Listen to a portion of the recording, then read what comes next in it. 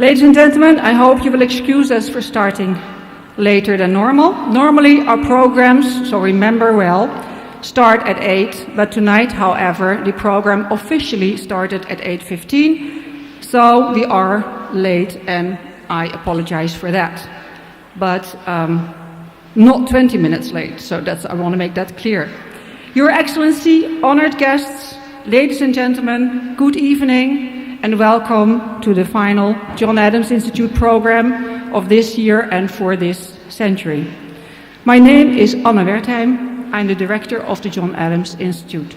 I would like to begin the evening by thanking my assistant Winfried van Veen and our 35 volunteers who have worked with us over the past years. Without them, you wouldn't receive our mailings, be able to buy your tickets, or find your seat at all. They run the Institute, and let's give them a hand.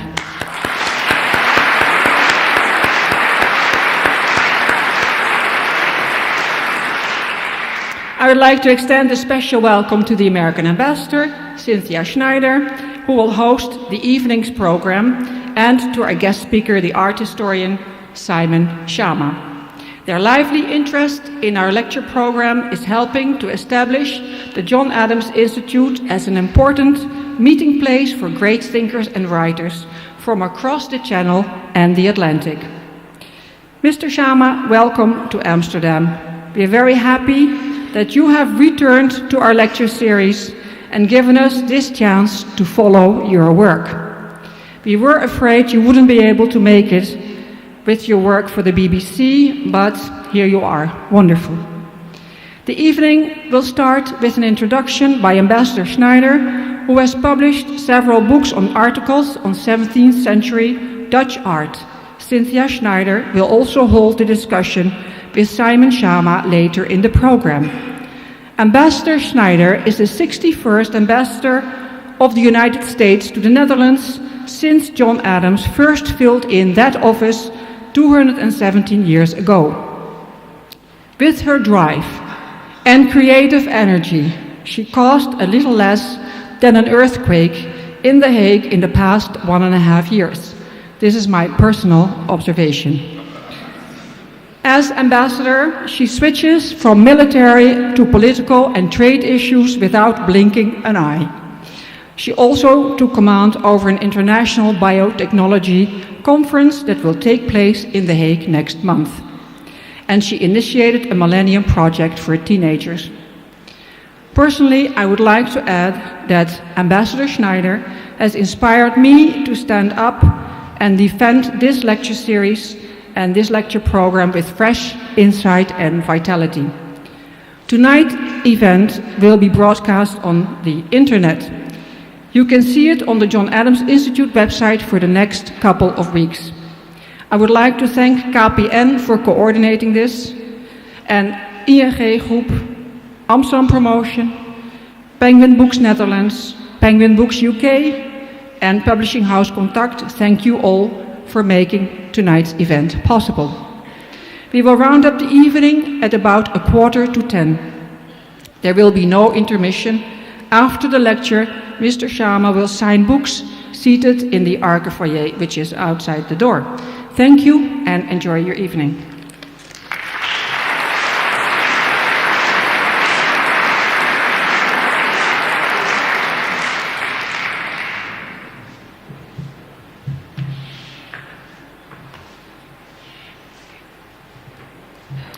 Thank you, Anne, very much.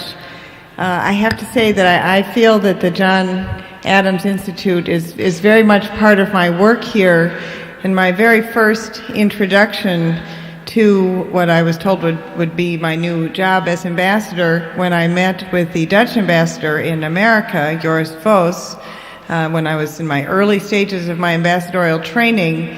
I walked into his apartment, and the very first thing he said to me was, "I wanted to tell you about the John Adams Institute, and I hope you'll agree to attend this event on September." And I, of course, agreed, having no idea what he was talking about, and it has, for me, been a very important and pleasurable part of my work here ever since. Now, I know that it is normal to say that it is a pleasure to be here for an event such as this one, but I really have to be honest with you and tell you that it is really sort of painful to be here in a way that Simon probably appreciates more than most people, but a few other people in this audience understand what I mean, those who snicker every time they hear my official biography, which contains the line that I am working on a book on Rembrandt, which I have to tell you is just completely and totally untrue. It was true before I assumed the position here, but it has not been true since I got here. Simon began his book, I believe, before I did, but there was a time when we were both honestly working on books on Rembrandt. And I can tell you, it's pretty intimidating if you're writing a book on Rembrandt to hear that Simon Schama is doing the same thing. But I still kind of envisioned my book as a sort of roadmap for his. If I ever finish it, it still might be that. But I figure the best form of some kind of writer's torture is to be the person introducing his book.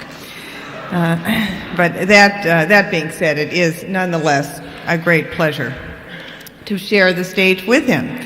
What I want to do very quickly, not to take time away from him, is to give you a brief introduction through a very small look at a particular aspect of Rembrandt's work, give you a sense of what I think is one of the great strengths of this book. It's a cliche to say it, but it really is true. There are many sides to Rembrandt and many, many different aspects to this artist. Anyone who sees either the Rembrandt House exhibition here now, which does a wonderful job of bringing together so many different aspects of his life through his collection, or the Rembrandt self-portrait exhibition in the Mauritshuis in The Hague, cannot fail to notice this. But in a certain sense, what you get out of Rembrandt has a lot to do with what you bring to the artist. This was a conclusion, I think, that came out of a recent seminar looking at issues of attribution.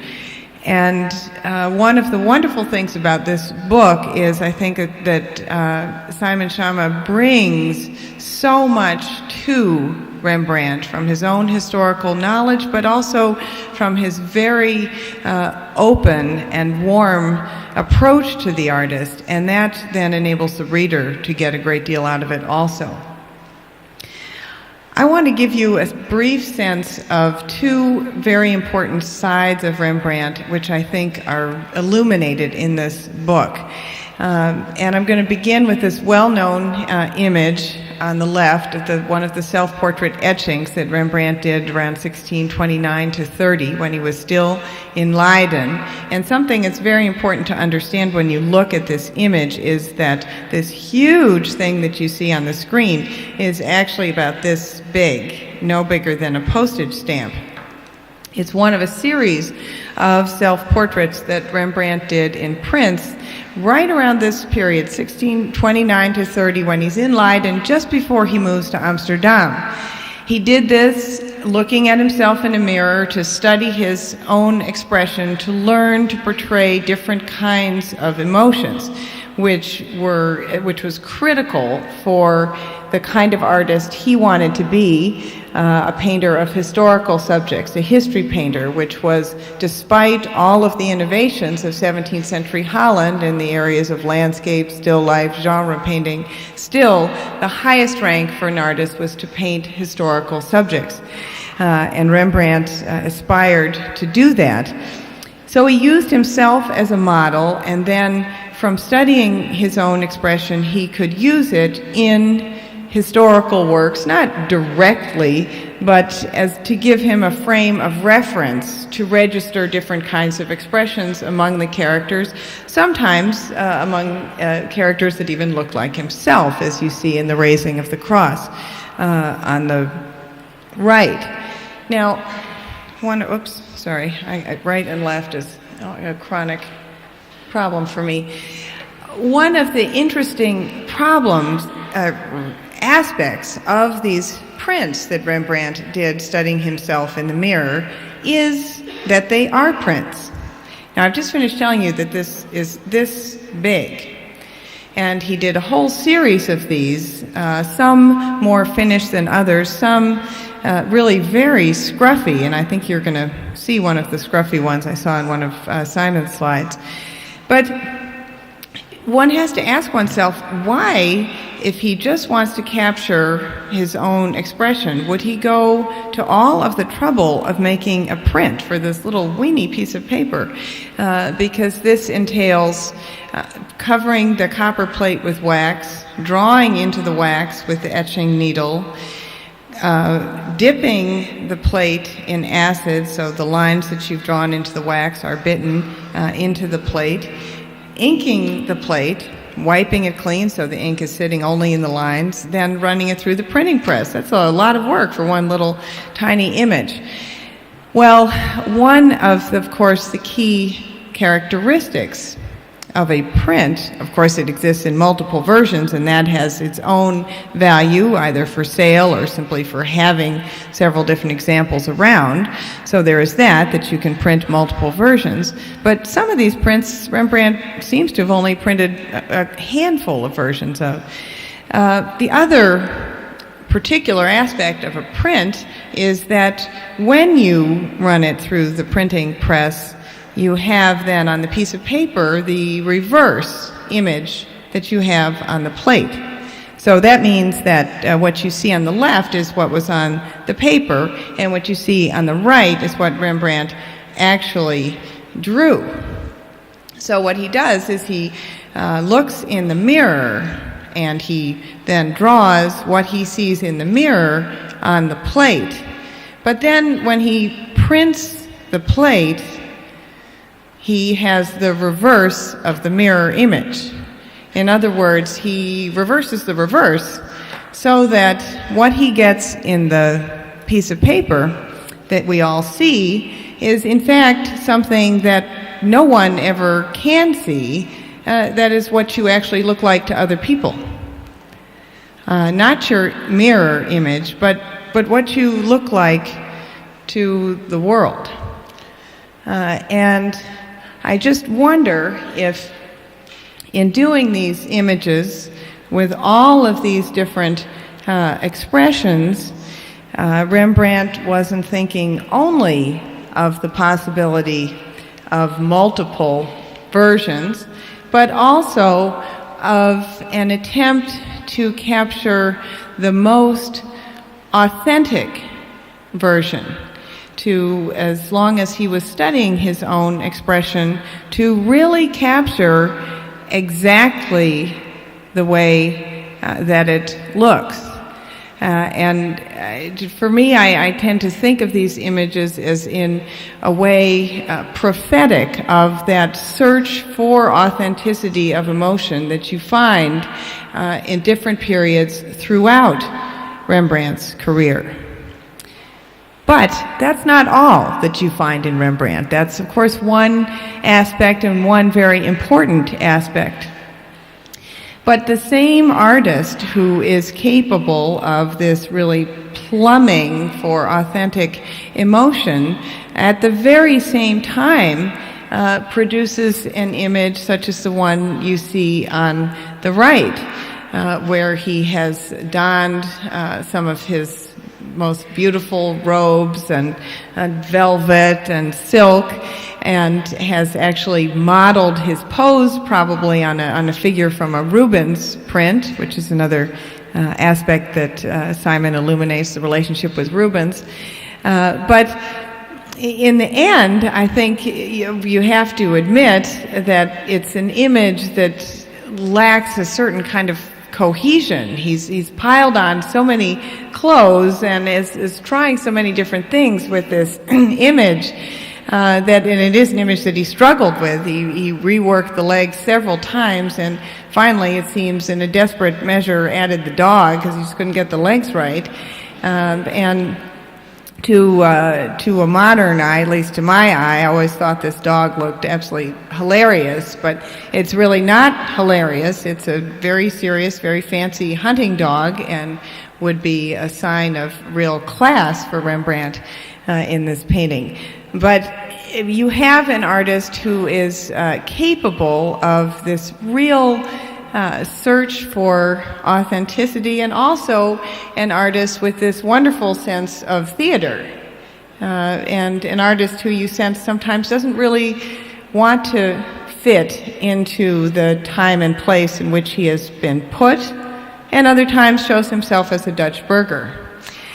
And what I like about this book is that it allows for the many different sides of Rembrandt.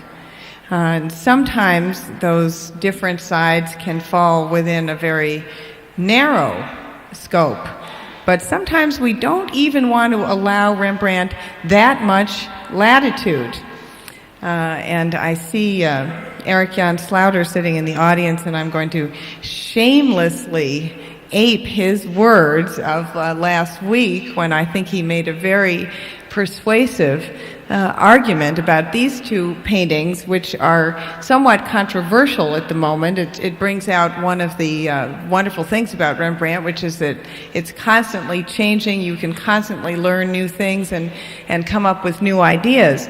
One of the more shocking new ideas what came out about a year ago, and that was that the painting on the left, which is in Nuremberg, appeared through scientific evaluation to be the authentic version and of a self-portrait by Rembrandt done in 1629, and the painting on the right in the Mauritshuis appeared not to be by Rembrandt, despite having been considered authentic for many, forever, basically, with some doubts in the past, but there was a general consensus that it was authentic. Now, there are several different arguments here. One is that the underdrawing in the Mauritshuis painting, that the way Rembrandt developed the painting is unknown for him, uncharacteristic, linear drawing, unknown in his work, and the one on the left is very characteristic, blocked up in areas of light and dark. And that was really the trigger of all of the controversy. But another way to look at the paintings is that Rembrandt may have done, and this was Eric Jan Slaughter's argument, that Rembrandt may have done the first self-portrait and done something unusual but not completely unknown in his work, which is another version. He does that occasionally. And in the second version, he made it more finished. He made it smoother, which is not typical for him even at this time. Very polished, perhaps, and makes himself a little bit more elegant, a little bit more elevated, perhaps because he's seeking a particular market at this time. So he casts himself in the mode of the most popular portrait painter of the day, van Miereveld. And that may not be an image that particularly fits with our image of Rembrandt, just as sometimes the portraits by Rembrandt that are doubted, I often wonder if we don't like Rembrandt or we just don't really like that person. That person just doesn't look so great. Well, this may not fit exactly with our image of Rembrandt, but maybe we should give him a little more latitude than we sometimes do. And Simon Schama has done that and created a wonderfully full and rich picture of the artist, which I will look forward to hearing about. Thank you.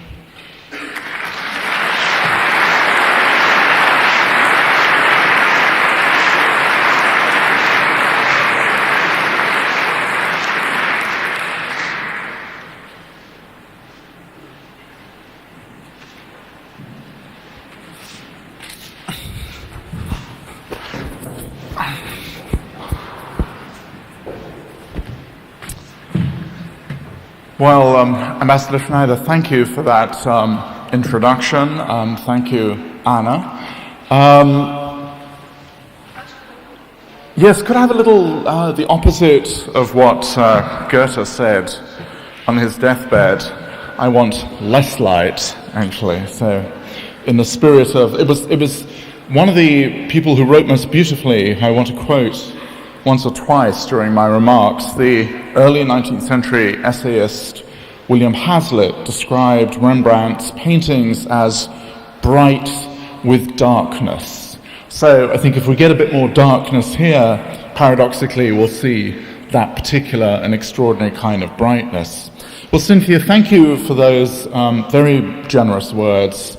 Don't worry about not finishing your book now. One thing, almost the only confident thing one can ever say about the literature on Rembrandt is that there will never be enough books on Rembrandt.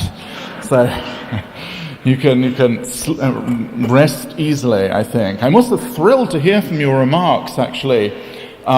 It's clear to me, but that's perfectly understandable given the monstrous size of this book, that you didn't quite make it to the back notes, actually.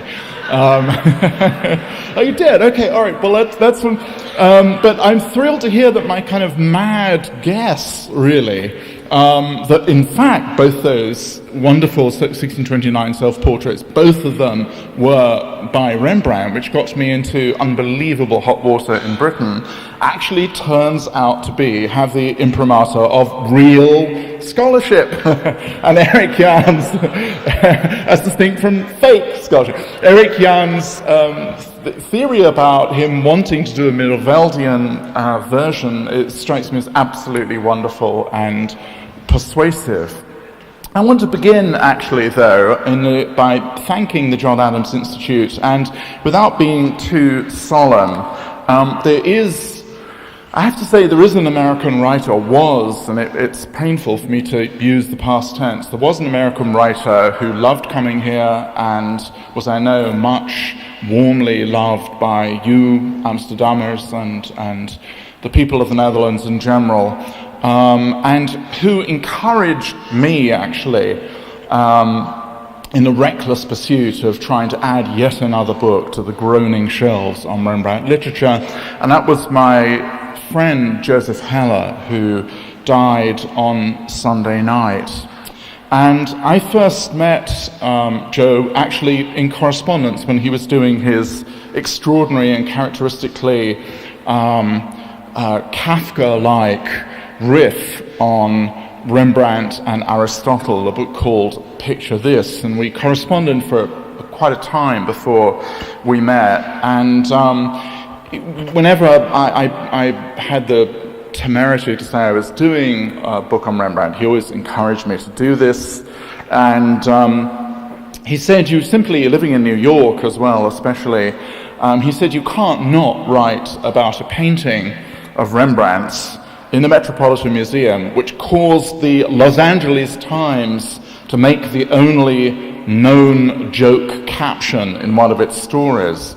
Because many years ago, the notorious multimillionaire Aristotle Onassis was looking for a house in Beverly Hills, and the one that came on the market happened to be the house that had once belonged to Buster Keaton, which gave the clever ones were there already, which gave the caption writer of real genius the chance to actually show a picture of Aristotle Onassis looking at this property and caption it, Aristotle contemplating the home of Buster.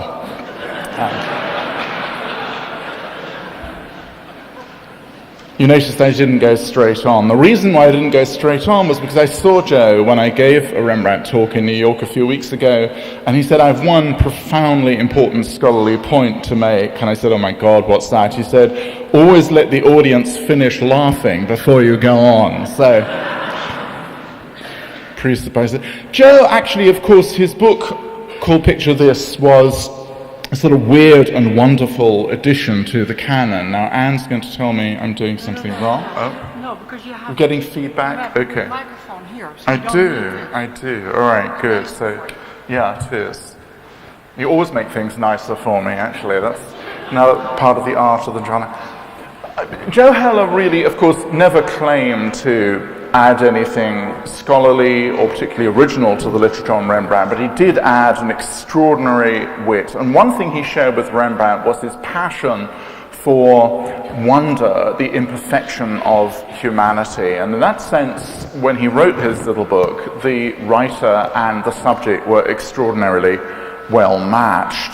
And he made me think really of all those writers who've addressed themselves to the subject of Rembrandt. God, it started as an intervention. It's turning into an invasion, really. I surrender already, actually. It's okay. Would anyone else like to come up? This is turning into a revivalist meeting, for friends, relatives, my mother, is she out there, Okay, right. Oh, that is needed. Okay, all right, fine. Okay. Right, now is everybody ready now for it all? Good, all right. Okay. Made me think of all those writers who actually felt it to be possible to write about Rembrandt in a spirit of freedom. And necessarily those writers belong not to our century when we've had to write about Rembrandt quite properly with a sense of archival responsibility, but necessarily these writers belonged to the last century, which still is the last century, to the 19th century. And in fact, those words, the 19th century, are some of the three rudest words that can be said these days about Rembrandt literature.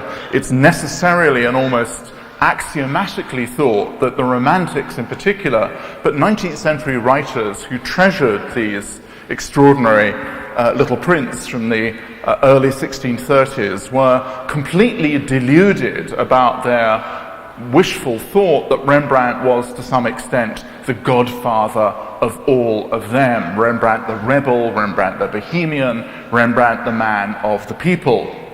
And we do know for sure that much of what they had to say was a kind of delusion. They wanted to make the case, the Romantic case, that artistic originality happens exactly to the degree to which the artist is estranged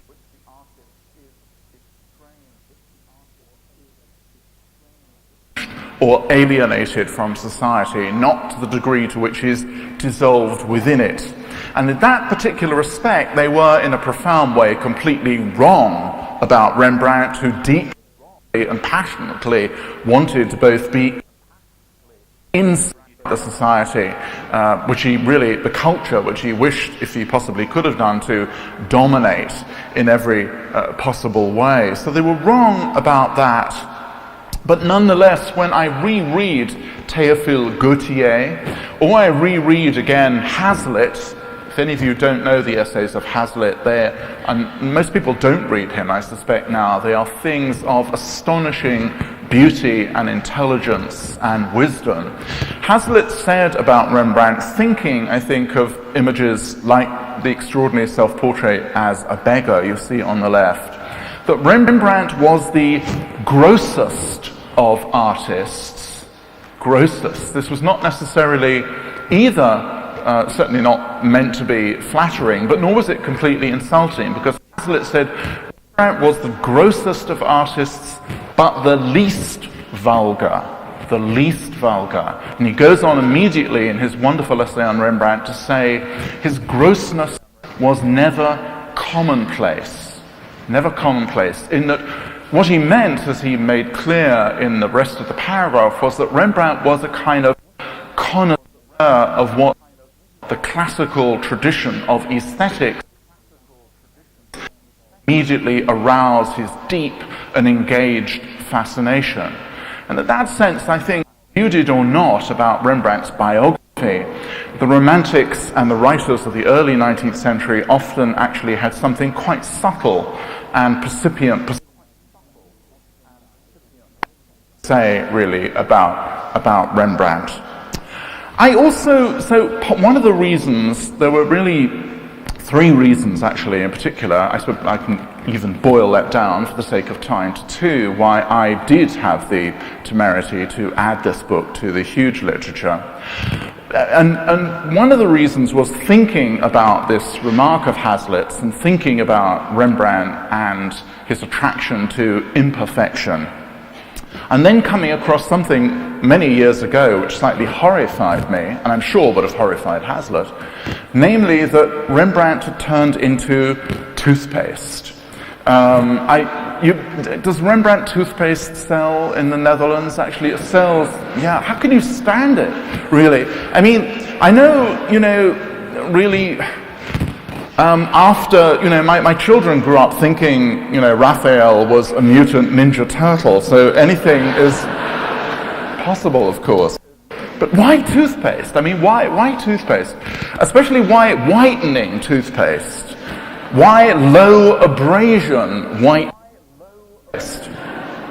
I thought, Paul Rembrandt, you can if this book actually had been called on Rembrandt's teeth, they would not have been white, would they? I mean, and then my daughter came home one day and said, Dad, there's a pop group called the Rembrandts. And I thought, well, that's great, that's terrific. That corrects the problem altogether, because I imagine what the Rembrandts were like, and they were going to be the ugliest, meanest heavy metal group there had ever been, since Alice Cooper. They were going to make Pearl Jam look like Celine Dion or something. They'd be so...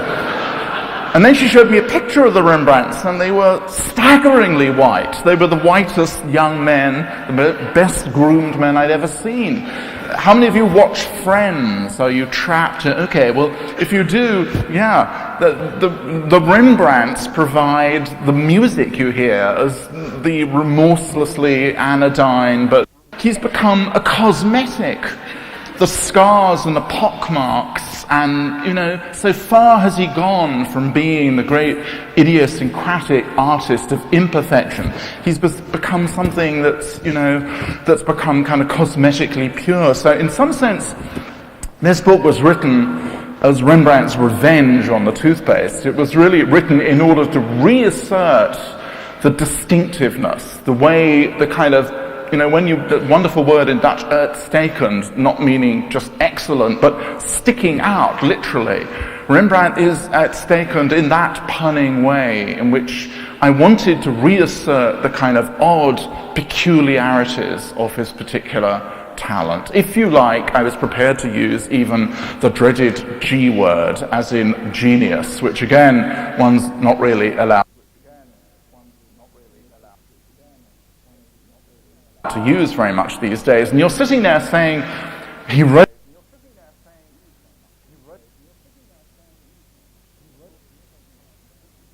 a book of 750 pages in order to assert that Rembrandt was a genius. Well, duh, as they say.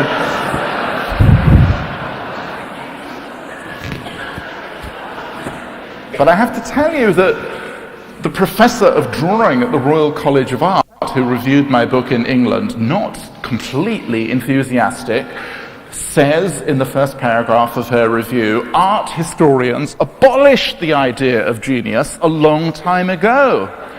Well, 1-800-Dante got some very bad news for you, It's ridiculous, absolutely ridiculous.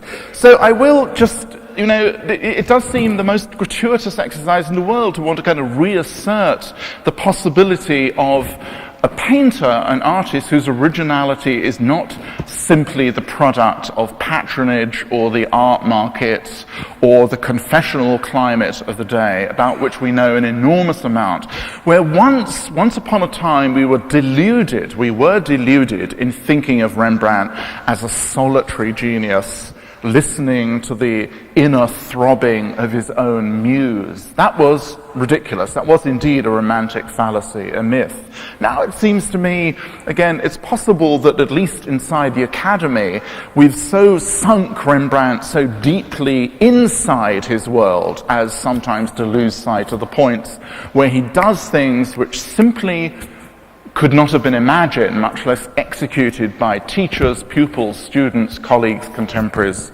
and so on.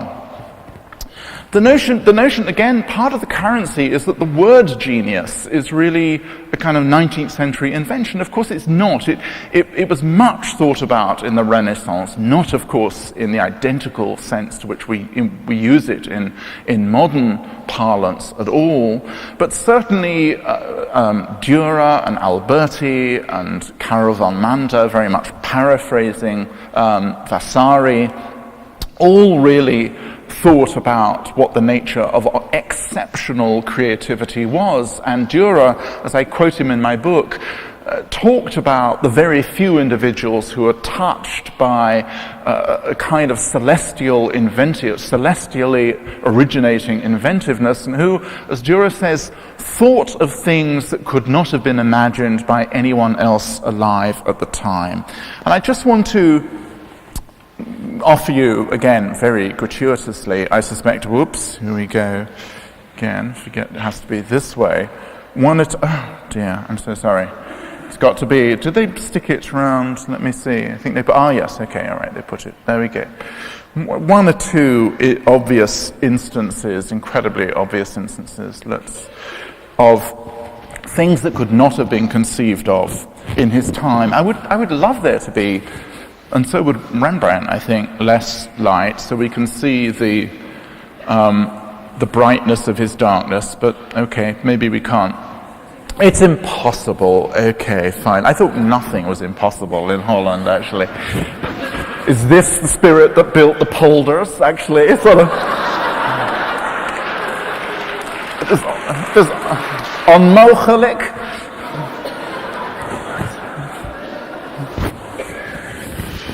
Well, Rembrandt didn't think this was impossible, but it was impossible for anyone else. Of course, and again, I apologize not just for the excess of light, but the dreadful slide, which is shot from my book. I'm quite proud of the quality of the color illustrations, but in this case I'm not, because the colors are, of course, much too dark. All of you have seen it in the Jan Six house, and you'll know that, of course, Jan Six' great cape, tribute in some ways, or a compliment to the origins of the Six family fortune in cloth dyeing, is kind of brilliant, burning, orangey scarlet. And you know the painting very well. I just really want to make the, again, banal point that the famous business with the gloves, as David Smith, who's written very exceptionally perceptively about this painting, points out, is not just extraordinary and brave and courageous as a piece of technical virtuosity,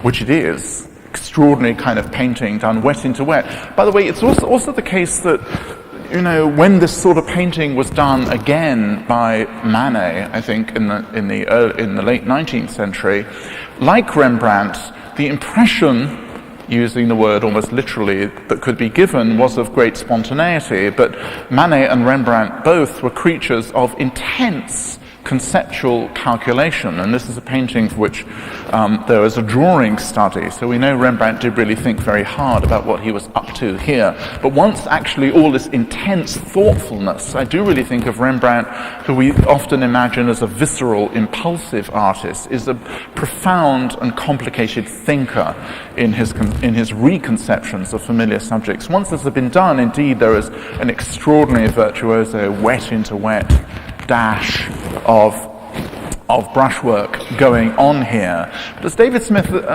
pointed out, it's not simply a kind of virtuoso display of technical illusionism. It actually speaks to the subject which Rembrandt has conceived to flatter Jan Six, namely the quality which all young dilettanti gentlemen with aspirations towards literature wanted to, the way in which they wanted to see themselves, namely the quality of sprezzatura or nonchalance. The notion that you wear your lightning, you wear your culture lightly as this great cape seems to rest, almost float. Notice the extraordinary calculation of the shadow between the collar of the coat and the cape itself, repeated in, again, another very fine calculation of the shadow beneath the beautiful collar of his shirt and his and the jacket on which it rests, so that these clothes, which are the apparel of enormous richness, seem almost to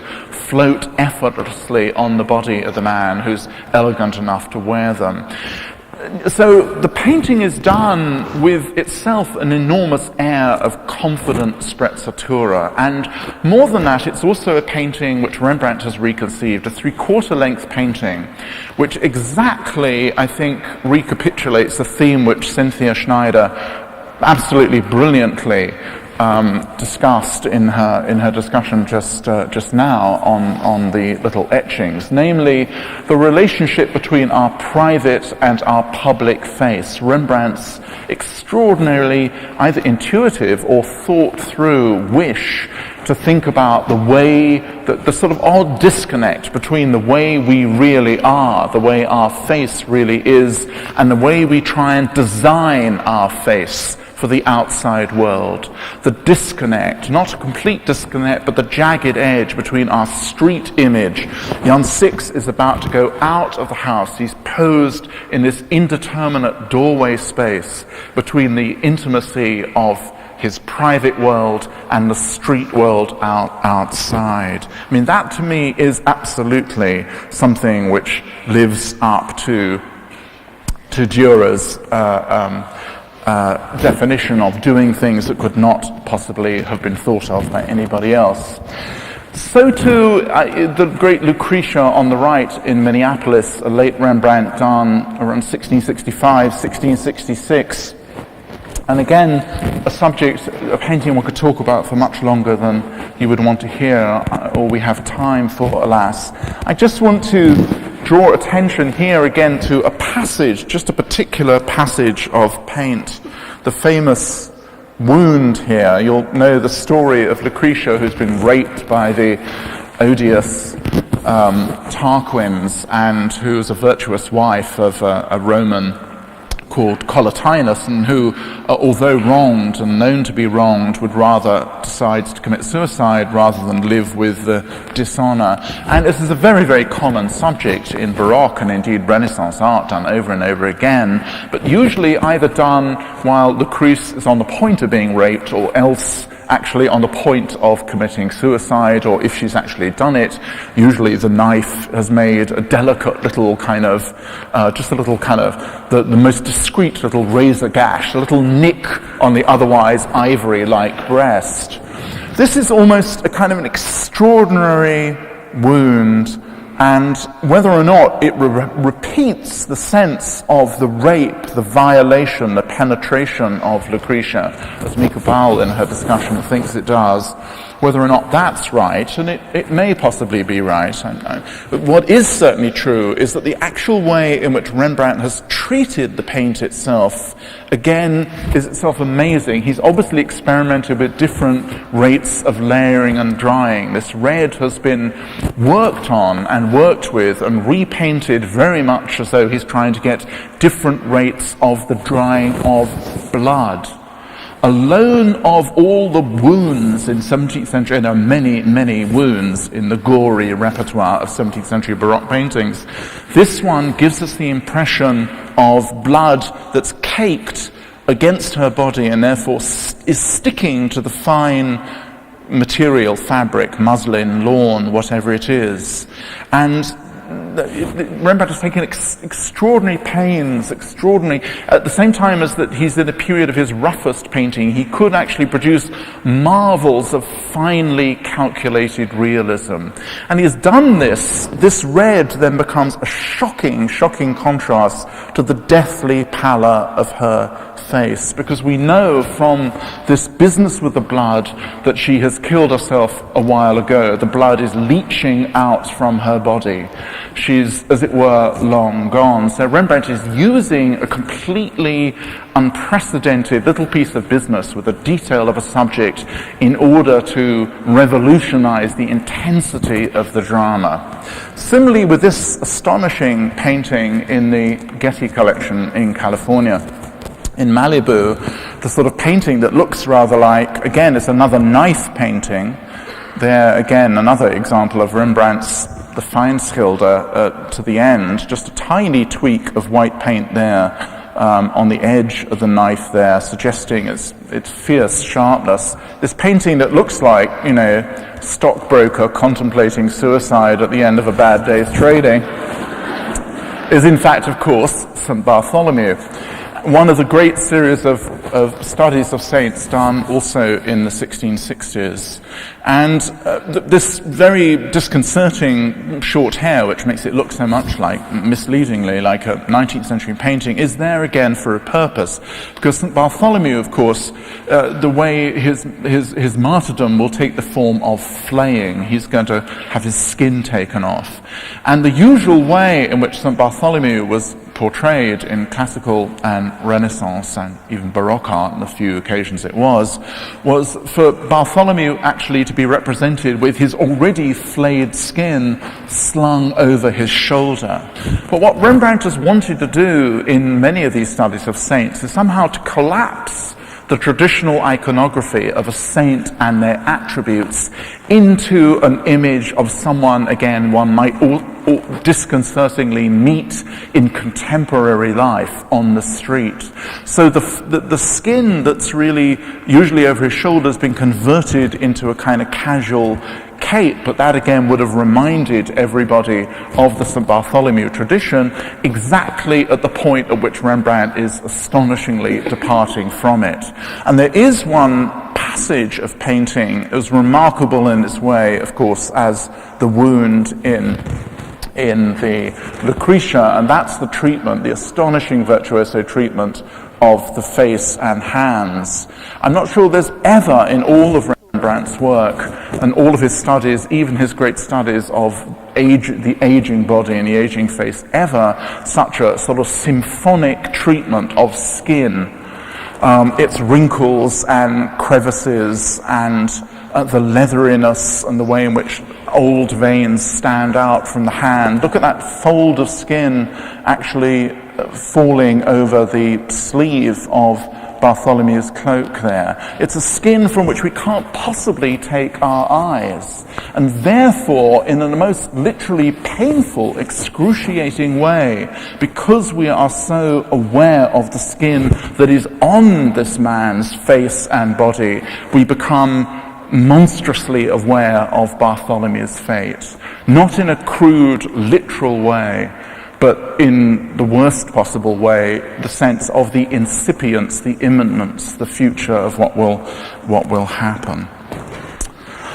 Rembrandt always really has this astonishingly idiosyncratic genius, and I want to just do one more painting. I'll finish before long. To go back, really, now to this wonderful picture. It's a little picture, not tiny, not as tiny as the etchings, but it's a little picture it suggests that it was in fact a monochromatic study that Rembrandt might have made for an etching that doesn't seem to have survived, or maybe he never made. And its subject, of course, again, is one of the most commonly repeated subjects in the early 17th century, Christ and the apostles at Emmaus, the sudden, astonishing reappearance of Christ before the apostles 3 days after the entombment. And this was a subject that had been treated over and over again. I'm just showing you routinely the second of the Caravaggios, this one done in, one of the two Caravaggios, this one done in 1606.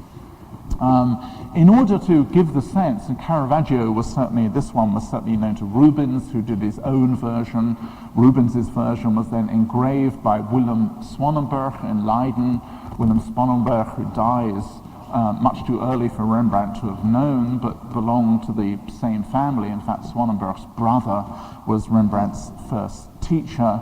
But merely to make the, again, terribly banal point, that when Rembrandt gets to this subject, he astonishingly reconceives it. Now, it's true that this extreme chiaroscuro, extreme drama of light and dark, is exaggerated a bit, I think, by what has happened technically to the aging of the paper as it's gone through the centuries. There is, in fact, you can just see the, maybe you can just see, with too much light here, there is an apostle, in fact, who's kneeling in front of Christ there. But of course, what is so extraordinary, really, is the relationship between this face with its bug-eyed stupefaction, and the reconception of Christ as a backlit silhouette, as a kind of phantom shadow. And I hope I've got the right, oops, no, I want to, sorry, let me go. Oh dear, okay, let me go. Okay, maybe I've got this, bear with me for a second. Oh, and it's upside down. Oh well, never mind. Well, well, aren't we going to stand on our heads for this? If you've not been working out as you should have done. We'll go back. Well, I'll just go back there to the wonderful Rijksmuseum Tobit. The print which, my fault, was upside down, is the print which is always invoked, a print by Hendrik Gout after Adam Elsheimer, which is always said to be the source of Rembrandt's invention, because there's a figure on the right of the print that looks very much like the way in which Rembrandt is treated, but only a bit like it. It's Jupiter in the house of Philemon, Jupiter and Mercury in the house of Philemon and Baucis, and the figure of Jupiter is off to one side. But really, to say that Rembrandt's awareness of that print causes, in some sense, or dilutes the originality of this, seems to me to be extraordinarily to sell Rembrandt's originality short. Rembrandt has done something, as usual, very, very smart. He's gone on in his reading of Luke chapter 24, beyond the account of the apparition of Christ before the apostles at Emmaus, to a different but related incident where another group of apostles encounter Christ, whose image then vanishes or evaporates before them. And Rembrandt's been extraordinarily struck. He's, not for the first or last time, as many other artists did, he's sandwiched these two events together in his narrative. Because what he wants to do ultimately is to suggest that the most phantom image, an image which seems to hover insubstantially before this astonished apostle, is actually the truth. It is a substantial image.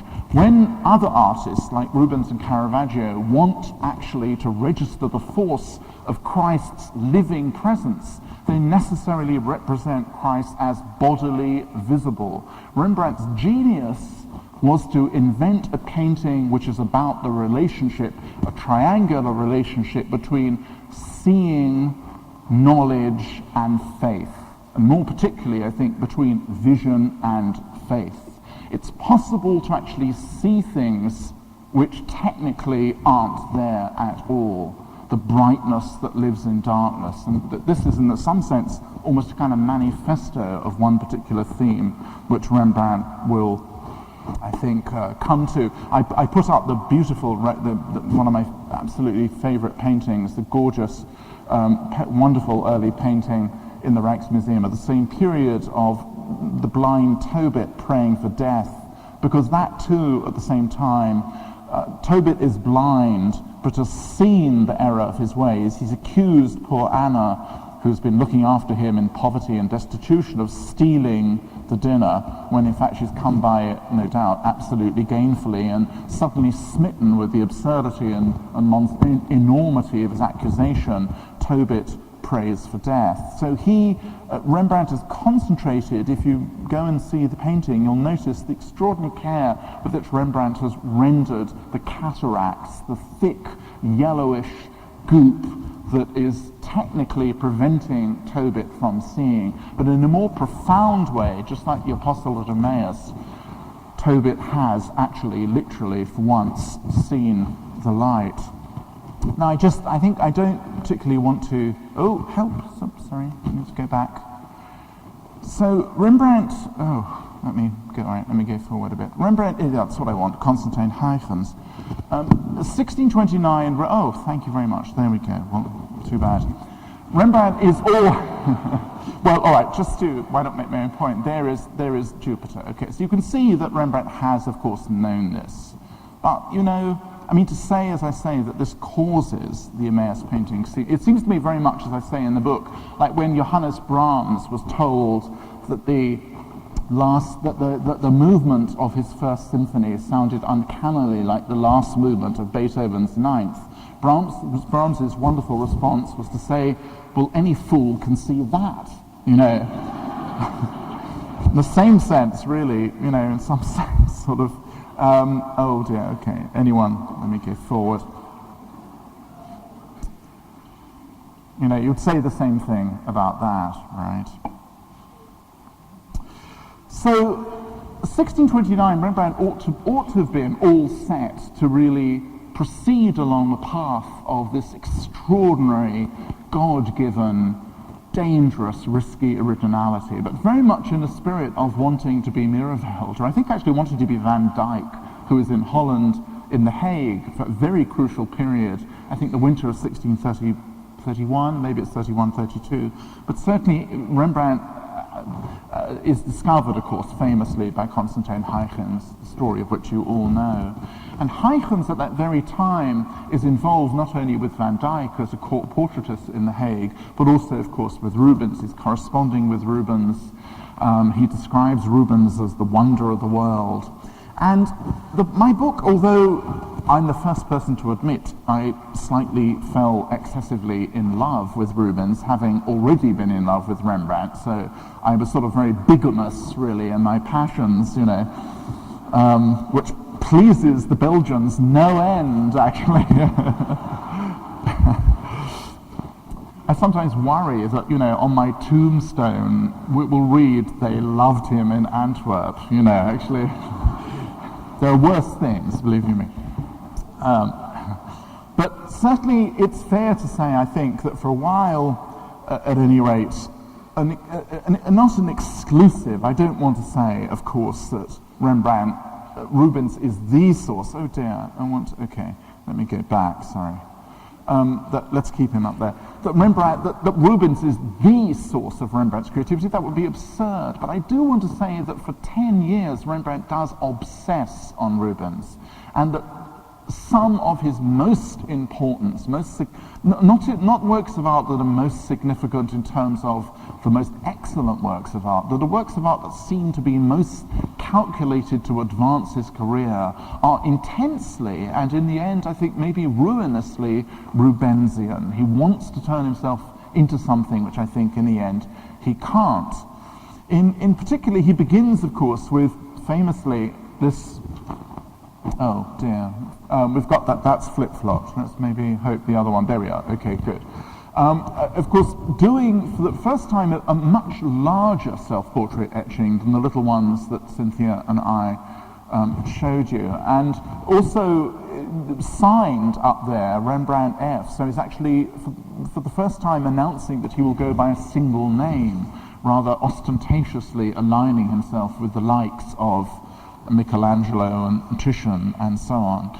And the point has been made, not least by Perry Chapman, that Rembrandt owes this image of himself. In fact, he's even going one better, actually, than Rubens, in that this extraordinary stuck-out arm there, which I think actually he took from seeing Vorstermann's print of The Descent from the Cross, where there's this amazing stuck-out arm of Nicodemus, necessarily is like that because it has to conceal an implied sword that he's wearing, so that Rembrandt is not only literally almost kind of stolen the pose and the guise from Rubens, but he's made himself a knightly figure by carrying a sword, Sir Rembrandt van Rijn almost.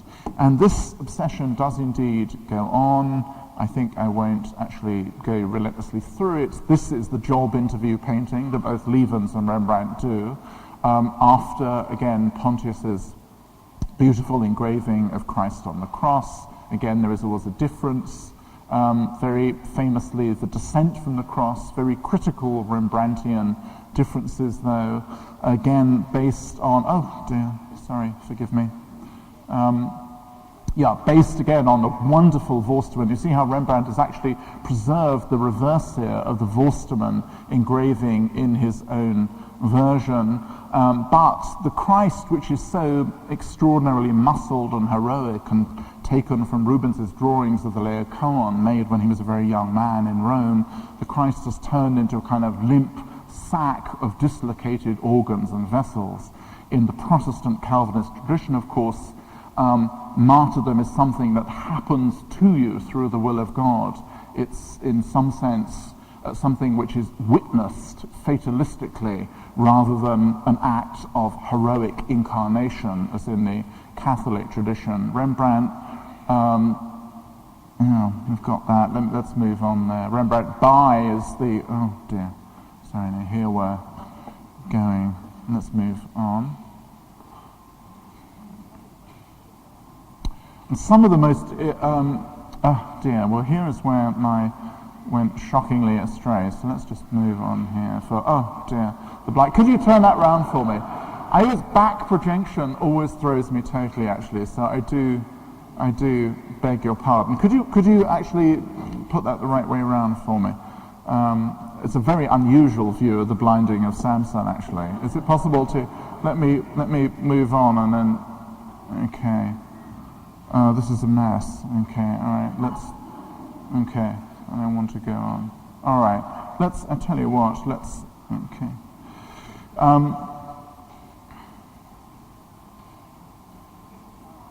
Yeah, okay. We're moving on in time, no, forgive me, but actually, if I'd got that right, and do forgive me for that, one of the crucial paintings, you'll know, is that extraordinary kind of blinding of Samson in the Städel in Frankfurt, which was based to an extraordinary extent on Rubens's Prometheus, a painting which Rembrandt could possibly have known because it was in the house of the English ambassador in The Hague. And the blinding of Samson is a painting which has been thought of, although not by unanimous consent, as the painting which Rembrandt sent as a present to Constantijn Huygens as a sweetener to explain or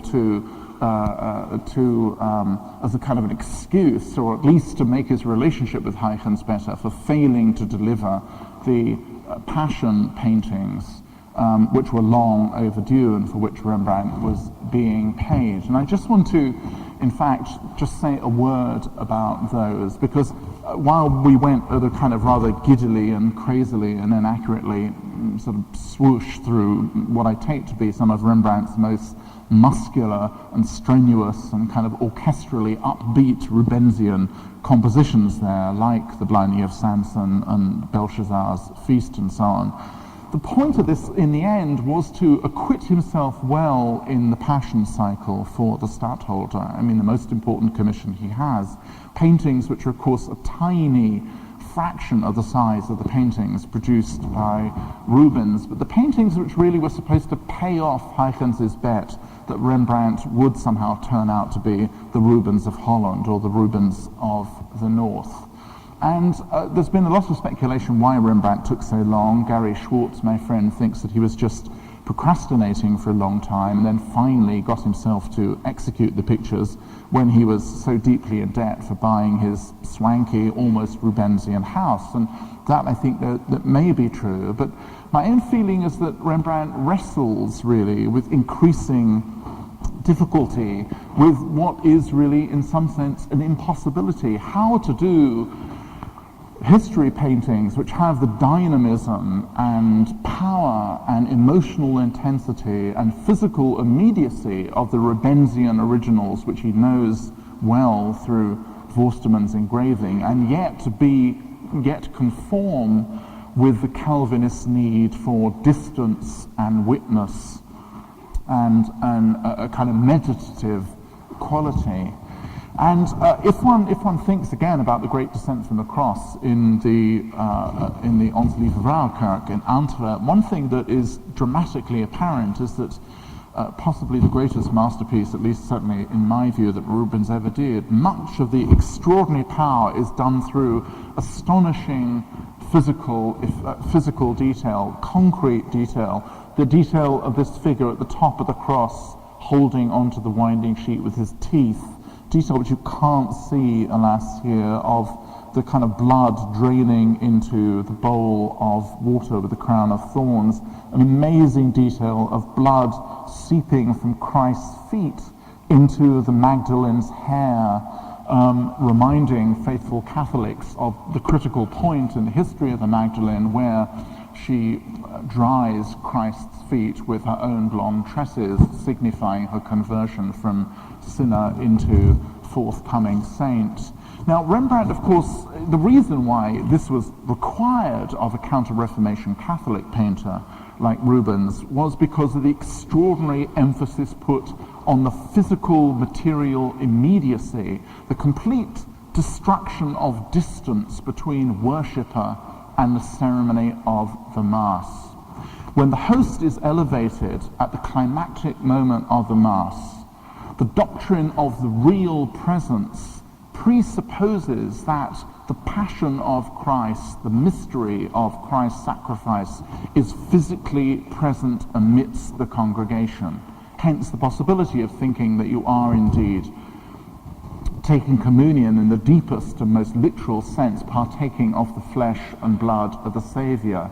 This, of course, was exactly what Protestantism and Calvinism in particular most violently detested. That was a kind of blasphemy for Calvinist teaching, which wished to reassert the distance between the Passion, the sacrifice of the Passion, and the humility of the faithful who would surrender to God's overwhelming compassion, not by a sense of illusion that you are there in the presence of Christ would you attain salvation, but by simply accepting the inscrutable will of the Almighty. So if you actually get this job as Rembrandt got it, you have to do two, I think, in the end, formally and technically almost impossible things. You have to do a painting that is full of strenuous physical immediacy and yet preserves a kind of philosophical or meditative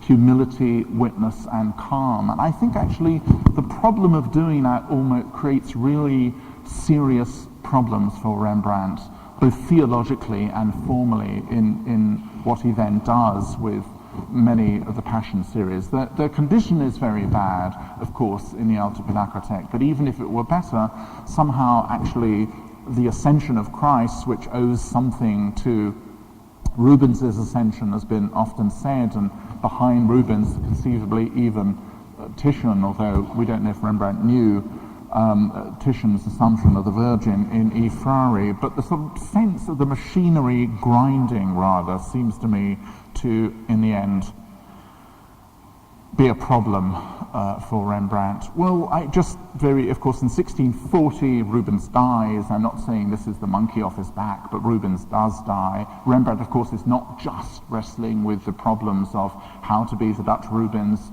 Portraiture is incredibly important. Famously, he sees the Raphael of Castiglione as well as the Titian portrait of a gentleman, paints himself as not only now identifying with Rubens, but with the extraordinary conflation of Titian and Raphael at the age of 34 in the National Gallery painting in London. And a certain kind of new conceptual freedom takes place. And in some sense, it's in particular the painting on the right, the great Anslo in Berlin, which seems to me to be the altarpiece in the end, of course ostensibly a pendant portrait, but the altarpiece which does resolve the problems which couldn't be resolved in the Passion series. A painting utterly and totally unlike, of course, anything Rubens could have ever conceived. A painting which is about which isn't wrestling with the problem of how to represent the Passion, but how to represent the word of the gospel as it is being preached. Rembrandt, above all, now will become, actually in some ways already had become, the anatomy lesson of the tulp, had become the painter of diction, of the spoken word, of Anslo, the most famous Mennonite lay preacher, delivering this paternal admonition. Notice the same gesture, of course, in Frans Banning Koch, and Anslo delivering the paternal admonition to poor Mevrouw Anslo, who looks as though the paternal correction happened a lot. And as extraordinary as this, notice again the kind of transfer of commands or diction through the shadow falling on Reitenberg's tunic, again the same body language suggesting the relay of doctrine or instruction to the passive figure listening. But for me, rather eccentrically, the masterpiece really, it's a masterpiece from any angle, the masterpiece is really the left-hand part of the painting, as we look at it, this extraordinary still life, the piled up books on this table with this astonishing projection out into our space, the same projection that we'll see again much later in the Stahlmeisters, because this is a still life in which the books are not only flooded with light, the light of the gospel, but which actually seem to be respiring, breathing with air as well, in the manner almost of the chapter of Ezekiel, breath breathing into dry bones. These pages are lifting and rising with the breath of life, the true life of the gospel. And I just sort of really want to, well, there's a wonderful self-portrait, just to, there is, of course, you'll all know that the Night Watch contains a self-portrait, if we can get those of you, I'm sure, will know, a wonderful kind of Alfred Hitchcock signature. It's very hard to see in the back row there, which is, in fact, there he is.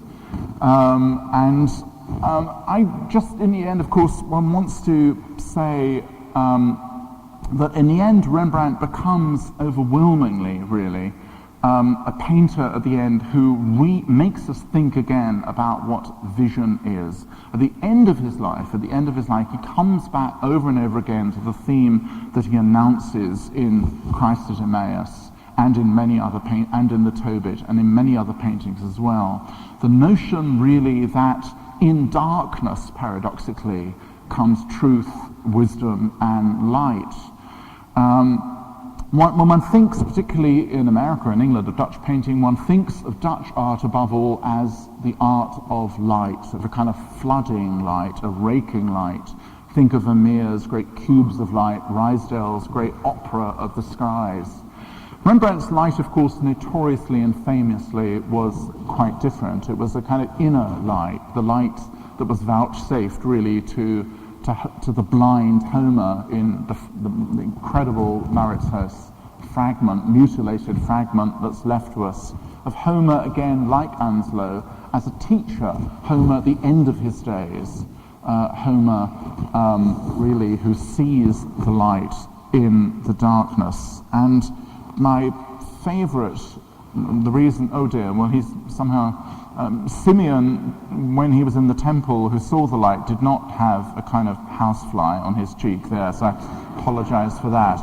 But this extraordinary unfinished painting, which is in Stockholm, is really an amazing picture, because it again sums up many of those Rembrandtian themes, many of the themes which ultimately make Rembrandt not just another fine artist of his generation, but something extraordinary. He's thematized the subject again. It's the reason I call this book Rembrandt's Eyes. Rembrandt, much earlier in his career, had done a presentation of Simeon in the Temple in not a Rubensian style, but in his highly licked, polished, exquisite style, where small figures are gathered in a huge cavernous interior, selectively lit by an amazing kind of flickering providential light. But at the end of his life, really, he's done something else, even though there's no suggestion in the Bible, I think, if I remember it rightly, that Simeon is blind. He's made the old man, who you remember, has asked God to let him live long enough so that he would see the Saviour.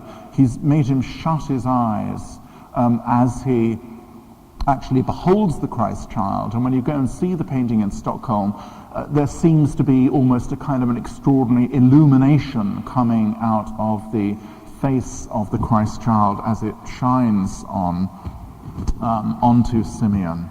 And this is, if there is any painting that could be said to sum up Rembrandt's very last efforts, this is a painting really, because it's done with an extraordinary kind of penumbra of radiance. The painting is not just rough, it seems to be kind of dabbed on almost with a kind of cloth or a sponge in certain places, very rough and heavy, these enormous hands. In other places, very loose and light and dabbing. There's an ecstasy here, and it's an ecstasy of the light of salvation, and it's entirely appropriate for Rembrandt that it was the perfect illustration of the text, Lord, now lettest thy servant depart in peace, and it's certainly high time I departed, although I suspect not in peace, because Ambassador Schneider is about to have an argument with me, I expect. Thank you.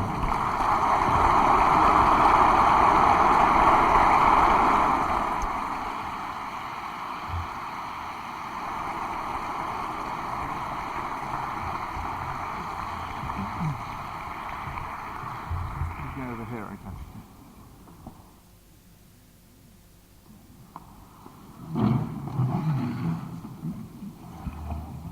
I don't know why you think I'm going to pick an argument with you. I'm an ambassador, well, I'm an art historian. You know. I like arguments. But I have an idea about that toothpaste. You know, there is that passage from Duchamp where he suggests that maybe toothpaste could be substituted for paint. Oh my God! I think that came probably before the toothpaste, but maybe we should give those toothpaste. So they could have actually marketed the toothpaste either as paint or that's a great idea. He suggested. Alternatively, better. What would have been actually to have brilliant red toothpaste. Actually, you could have coloured teeth would be the opposite. They do that at the dentist, yeah. like that stuff to detect cavities. But I don't know. Maybe we should give those toothpaste makers some more credit. Maybe they were reading Duchamp and were suggesting something that no one's picked up yet. Got to be true.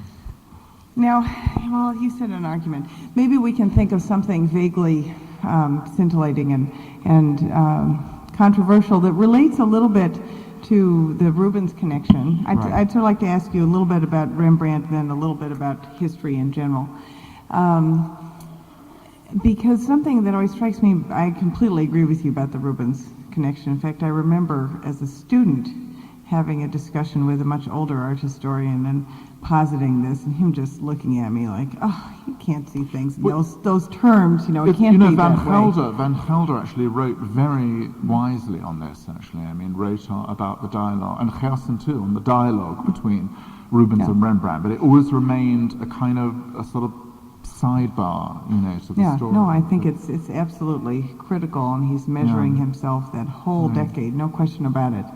But there's one area in which he, even in the 1630s, differs from Rubens's kind of interpretations, and then he really does later in his career, and that's his interpretation of these wronged women. Absolutely. Even the Susanna and the Elders that he does in 1637, and this is the story of Susanna who's spied upon by these lecherous old men. And there's several paintings of it. One is in the Maritz house, and for artists like Rubens and Van Dyck, that was one of my favorite. I think it's Rubens, is when she's sitting there and she has some kind of a cloth, but instead of doing what you would normally do, which is cover yourself, she goes, oh, these people are watching me. It's the most extraordinary reaction. Yeah, whoa, a photo op. Yeah, whoa. And that was kind of... I'm so ashamed. Yeah, right. And that was sort of the Rubensian response to this dilemma. And Rembrandt, even in the 1630s, has his approach is to have Susanna look right out at you so that the viewer is a voyeur. But then later there are these incredible women, wronged women, Bathsheba, and you showed the Lucretia, are these very subtle, nuanced, with 100 different thoughts going on in their mind, so sensitive. And this from the man who did that horrible thing in the 1640s. So how do you square that circle? Well, people who understand sex often do horrible things, actually, I mean, I say at one point, I hope never... that they don't necessarily go together. No, they don't necessarily go together at all, no, but I don't think there's any expectation necessarily that someone who, in one part of his life, actually, can sort of understand issues of modesty. When I said sex, actually, that's really not the right way to put it, who actually understands the problem of modesty, actually. It's very odd to think that Rembrandt, who paints the body so unsparingly, actually is a painter who's deeply interested in modesty and has a kind of very tender understanding, actually, of particularly the female body. You're absolutely right to say that really in the case of the early Susanna in particular, he does something absolutely not like Holzius and not like Rubens. Eric Jahn again has written, Slater has written really brilliantly about this. And we know that, from actually Rubens has a little exchange of letters with Dudley Carleton, the man who owned the Prometheus in The Hague, the English ambassador. I think it's around 1618, saying, "I think you'll like this, Susanna." It's basically, he's saying it will excite amorous instincts. And there was a tradition, actually, the Susannas, which pretended to be full of indignation at these dirty old men spying, and if they're not going to get their way, actually going further and traducing Susanna, making her liable for accusations of adultery, this terrible form of blackmail, while actually purporting to do a kind of morally correct painting, were in fact doing paintings which were meant for erotic excitement and display. And Rembrandt, as you say, in that extraordinary picture, because of the suddenness of Susanna's gesture and the sudden way in which she's made to clutch a piece of clothing to her groin, it's almost as if actually she's heard something, puts us, even though we can see as shadowy figures, the elders and the side, we are put in the position of the kind of guilty voyeur, as we are indeed in David. Now, I think that speaks to your earlier point perfectly, that I think no one, I would say, other than Velázquez, who also is unbelievably intelligent and interesting about the relationship between being seen, and the kind of odd awkwardness of posing to be seen. I mean, Las Meninas, one of the many things that's about is about that very subject. With the exception of Velázquez, no one, I think, engages himself in this peculiar business of the pose and the discovered look as Rembrandt, and this sort of jagged tear between the public and private. And I think that painting is one of those explorations.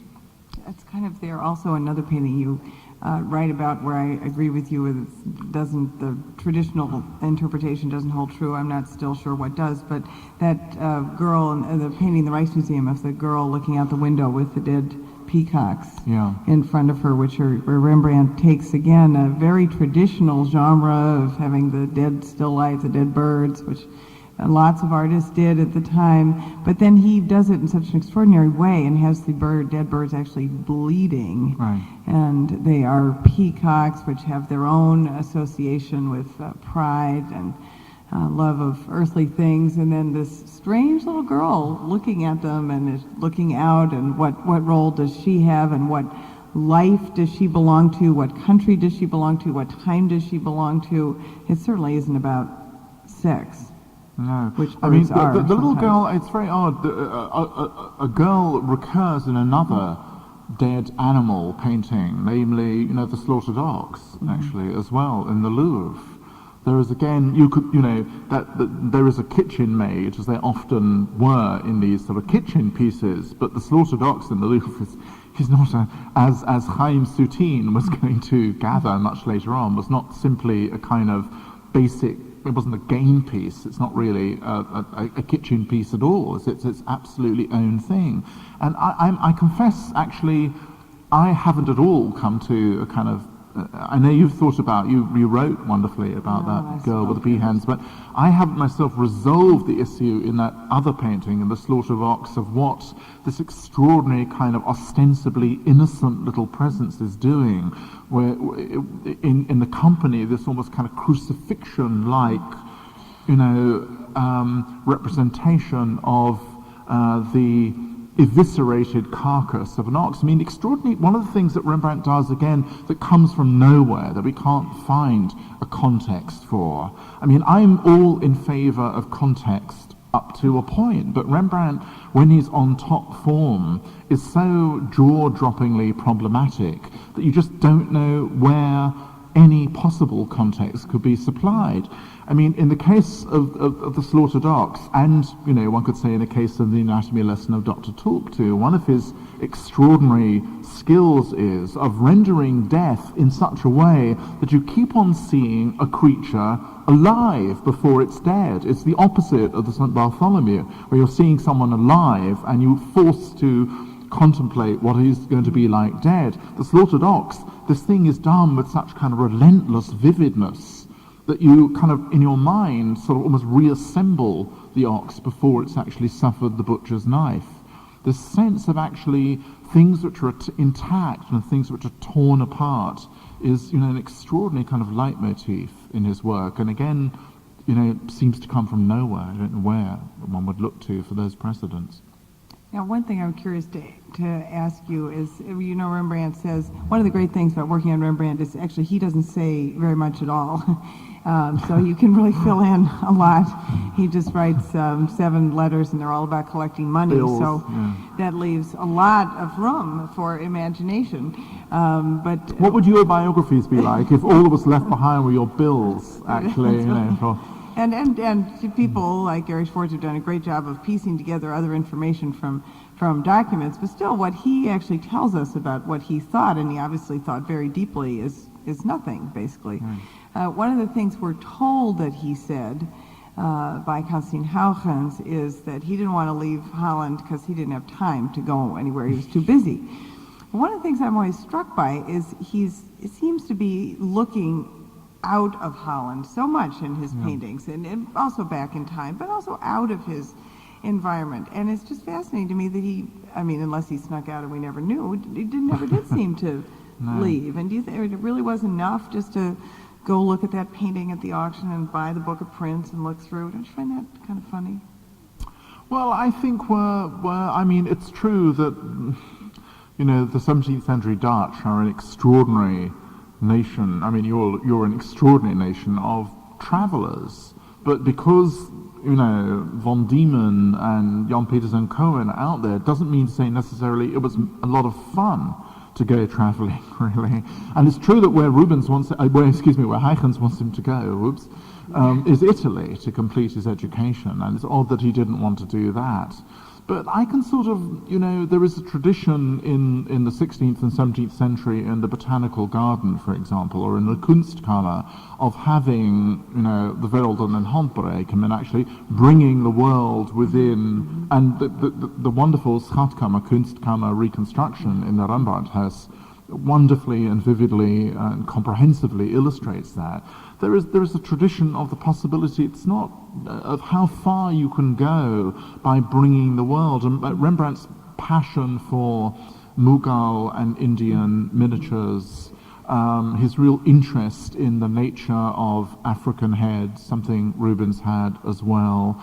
You know, we know from the Desolata Boodles, the insolvency inventory, that he has exotic musical instruments and oriental weapons, and many of those things actually are brought together. The nearest thing to a kind of visual inventory of Rembrandt's sort of shopaholic craziness about picking things from every conceivable culture is the wonderful grisaille, again in Berlin, of St. John the Baptist preaching, where one figure has Japanese armor on, there's a camel at the back. I mean, it's an amazing kind of travel brochure, really, of the cultures of the world. And he is one of these people who has this intensely eclectic curiosity, really, about the differences of the peoples of the world. I mean, what makes people different and what ultimately makes them part of common humanity. The issue of difference and sameness are intensely important for him, really. And there again, you know, one has to feel there's a at the risk of anachronism, an acutely modern sensibility in that curiosity. Yeah, no, I think that's actually an excellent point, that he brings the world to him in his own collection, which I urge all of you, if you have not been to the Rembrandt house, I really think that gives you more of a sense of him than anything, just to walk into that incredible room with the alligators hanging from the ceiling and the minerals and the shells and the suits of armor. I mean, my 9-year-old son walked in there and said, "Oh, I want to live in this room." It is really. Yeah, it's worse. My wife said, "I want this," and she didn't mean the stuffed camera. She meant everything. Actually, it's incredible. It's going to be a difficult Christmas. And then you really can understand the man who continued to receive commissions but still went bankrupt because he just kept buying things. Yeah. Imagine if they'd had credit cards. Of course, you still don't have credit cards, so we're safe. But that really gives you more of a sense of Rembrandt than anything. And it's funny, you and I both love that exhibition in the Rembrandt House, and I have heard that there are those who feel it's sort of a little over the top and there are people who feel actually that what's wrong is to kind of strive for authenticity. That actually that since we can't get it, it's better to have the 1903 version, which had no pretensions. What party poopers, I think actually this is an unbelievably excessively austere view, really, even. No, I just want to make one point about that is I think another of Rembrandt's fantastically moving eclecticism, and what made him really horribly old-fashioned to nil volentibus arduo and to the likes of Pelth and co., is that Rembrandt goes back to the older definition of Kunst, that's to say Kunst as craft. He doesn't really want to acknowledge the quality distinction between a craft of a taxidermist or a bookbinder, and the craft of a painter. I think for Rembrandt, they're all on a kind of continuum, like a kind of alchemist at the same time is a kind of crazy collector of bizarre funguses and corals, and who really understands Plato. Rembrandt doesn't want to divide up knowledge into, or indeed human experience, into inferior and superior forms of learning. Of that, I know you either are Rabelais or Montaigne. Clearly he's a Rabelais, and I'm on his side. Yeah, I agree, totally. Let me just ask you one more question about sort of history and writing history, and I'll let you answer some critics of your book, and it's very easy to see this as sour grapes because people love your writing for reasons I think we can all understand, and but what do you say to the question of if this is a piece of history, and there is such an important role in that of creating a sense of place, which you do wonderfully, particularly in the city of Amsterdam, but creating a sense of place through anecdote, through evocation, how does the reader then how do they know what to believe as history and what not as history, and how do they take this, and how do you see the way you write history related to, say, a more traditional there's absolutely history? nothing in this book that's made up that unless I indicate that it is clearly fantasy. That's to say, actually I think the only fantasy is the one I allowed myself of Cornelia and baby Rembrandt at the very, very end, and I make it clear. I say, let us just imagine this, although the account of what Batavia was like was absolutely based on a primary source.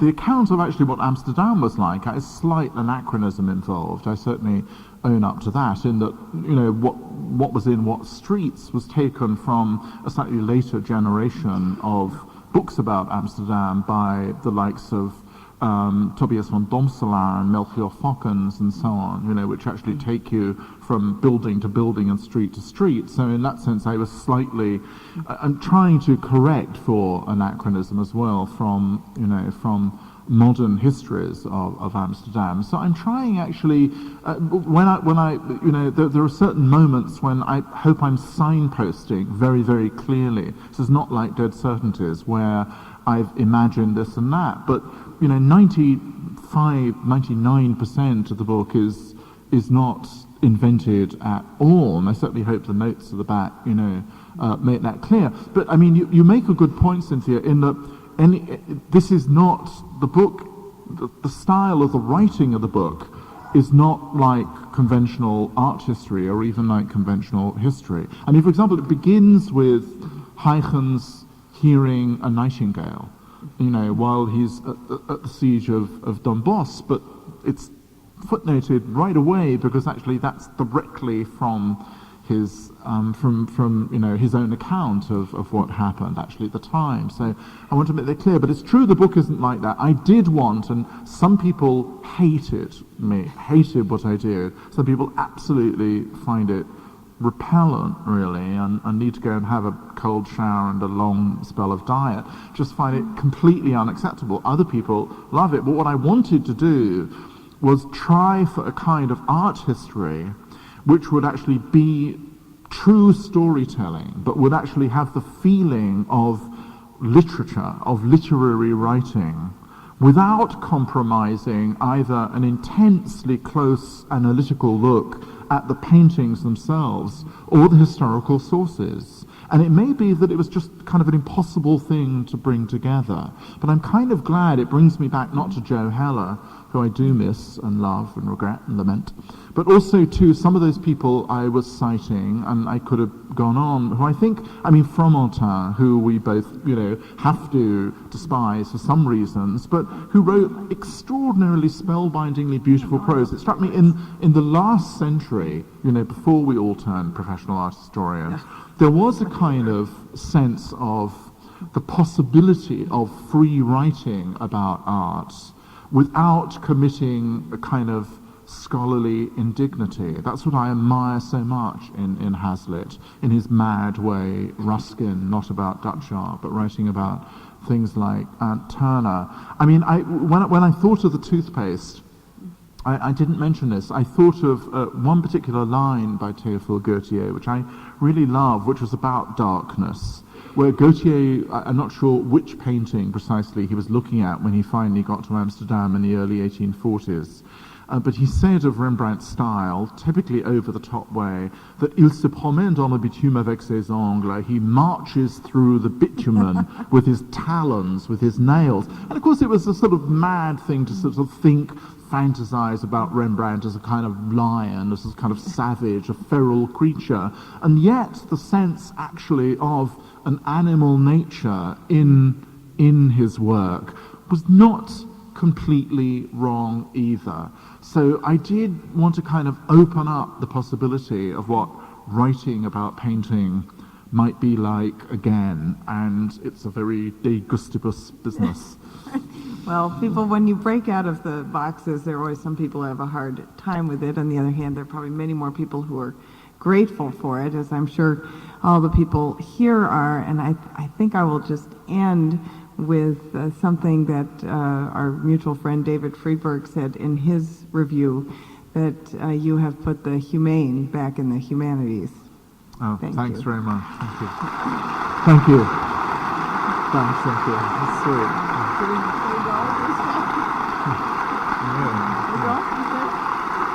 Thank you very much. I think we can go. Yeah, okay.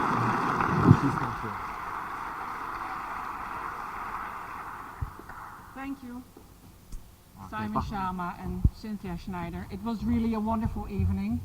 Thank you very much.